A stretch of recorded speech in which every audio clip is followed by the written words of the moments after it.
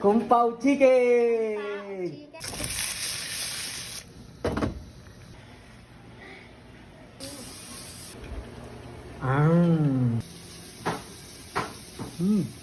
Olive. Yo. Kanin! So guys, papili natin sila ng ulam. Kung Pao Chicken or fried chicken. Kung Pao Chicken! Chicken. Ano sa kabila? Fried chicken. Ito Fried na lang. chicken. Ito na lang. Ito na lang. Hindi, ito napili. Kung Pao Chicken. Hello mga kaikik. Ito na naman, magluluto na naman tayo ng ulam. Puro na lang Pilipino food ang gusto nilang kainin. At naisip ko nga ipatikim sa kanila yung ibang klaseng pagluluto sa manok. Pero pinabunot ko nga sila at sinuwerte nga mapili itong Kung Pao Chicken. Amang ginagawa ko nga ito, nasa isip ko sana magustuhan nila. Dahil Chinese style nga itong pagkain na ating lulutuin. At hindi pamilyar yung mga kasama natin sa bahay sa mga panlasa na ating ilalagay dito sa manok. Lalo dito kay Siren. Iniisip ko nga na sana magustuhan niya ang lasa nito. Pero sa totoo lang, habang bata pa yan, ay talagang tinuturuan na namin tumikim ng ibang panlasa ng mga pagkain. Kaya tara, panoorin nyo itong pagluluto ko ng Kung Pao Chicken. Mag-share at comment na rin kayo kung nagustuhan nyo itong video.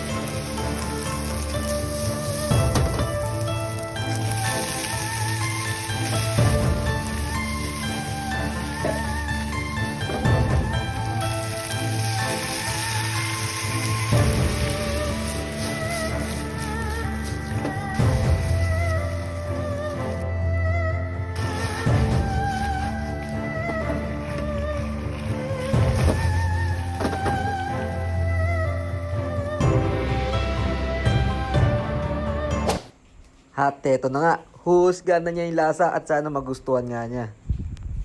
Kung Pao Chicken, tikman mo na, dali.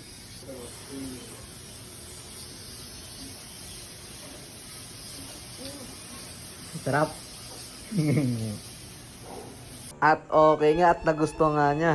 Ang malupit pa doon ay humingi na nga siya ng kanin dahil uulamin nga daw niya. Yun. So, isa na ulo na.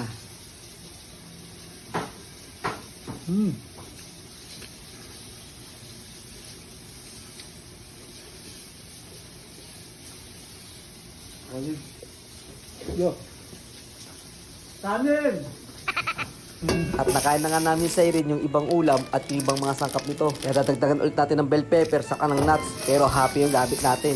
Kanina kasi yung almond nuts yung gamit natin. Bigla kasi may mga umorder kaya kami unang kumain. Kaya ito si partner bago pa lang kakain.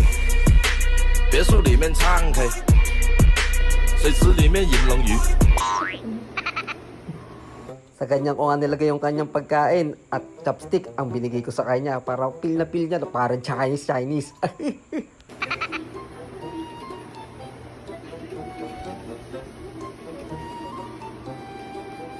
Kumusta lasa? At ito nga, nagustuhan rin niya ang Kung Pao Chicken. Sobrang nagustuhan niya, kalahati ng kalderong kanin ang kanyang napataob.